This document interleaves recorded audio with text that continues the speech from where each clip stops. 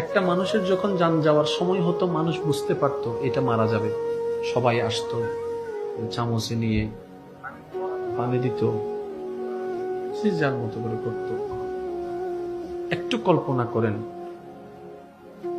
আপনার নিঃশ্বাস নিতে কষ্ট হওয়া শুরু হয়েছে, আপনি বুঝতে পারছেন আপনি হয়তো আর বেশিক্ষণ থাকবেন না এই মায়ার, এই ভালোবাসার, এই প্রেমের, এই সুন্দর দুনিয়ায়। আপনার অনুভব হওয়া শুরু হচ্ছে শরীরের জ্বালা, যন্ত্রণা, কষ্ট।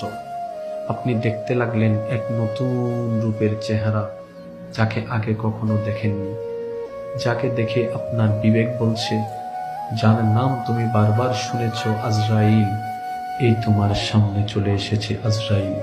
এবার আপনার ভয়ে আতঙ্ক, মন ধরপর ধরপর ধরপর করছে, কিন্তু উঠিয়ে পালায়ে যাওয়ার মতো ক্ষমতা আপনার কাজ করছে না, শরীরের শক্তি কাজ করছে না, পা দাঁড়ানোর মতো ক্ষমতা কাজ করছে না।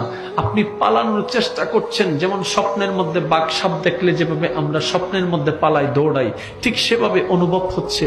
এবার আপনি দেখতে পাচ্ছেন আপনার চতুর্দিকে আপনার আত্মীয় স্বজন বসা আছে, আপনার মায়ের চেহারা, আপনার বাবার চেহারা, আপনার স্ত্রীর চেহারা, আপনার স্বামীর চেহারা, আপনার ছেলের চেহারা, আপনার মেয়ের চেহারা, আপনার ভালোবাসার মানুষের চেহারাগুলা আপনার চতুর্পাশে, সবাই অপলক নয়নে তাকিয়ে আছে, কেউ কিচ্ছু করতে পারছে না, তাকিয়ে তাকা ছাড়া কোনো উপায় নেই।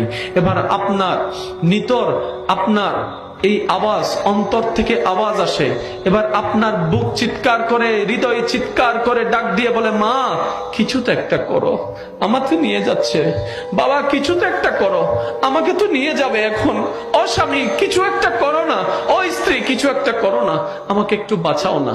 আপনার চিৎকার সবাই শুনবে, কিন্তু কেউ কিচ্ছু করতে পারবে না, কেউ কিচ্ছু করতে পারবে না।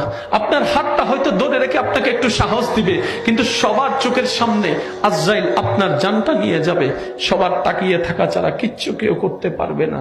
একবার কল্পনা করুন না ওই মুহূর্তটা কেমন হবে, যখন নিঃশ্বাস বন্ধ হওয়ার যন্ত্রণা সারা শরীরকে ক্ষত বিক্ষত করে ফেলবে, যখন আপনার পৃথিবী ছেড়ে যাওয়ার মায়াটা আপনার হৃদয়কে বারবার বেকুলতা করবে, আপনার পরিবারের চিন্তা আপনাকে বারবার কাঁদাবে।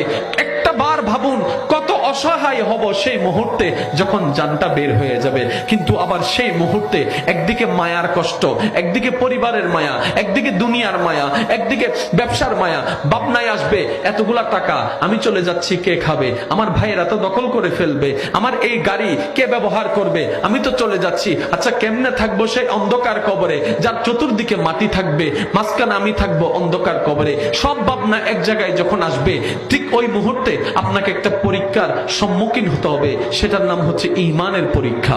ঈমানের পরীক্ষা, আপনাকে ঈমানের পরীক্ষায় পাশ করতে হবে। ঠিক ওই মুহূর্তে দেখবেন বিপরীত সাইডে শয়তান চলে এসেছে, আপনাকে বিভিন্ন প্রলোভন দেখাচ্ছে ঈমান চুরি করার জন্য। তাহলে একদিকে ঈমানের পরীক্ষা, একদিকে নিঃশ্বাস বন্ধ হওয়ার যন্ত্রণার পরীক্ষা, একদিকে মায়ার পরীক্ষা। এত পরীক্ষার ভিতরে সময়টা, সেই সময়টা কেমন হবে আপনার আমার, যদি অন্তরে আল্লাহর ভয় থাকে, নবীর মুহাব্বত থাকে, হাজার কষ্ট সহজ হয়ে যাবে, ঈমান নিয়ে দুনিয়ার থেকে হাসি মুখে বিদায় নিতে পারবো।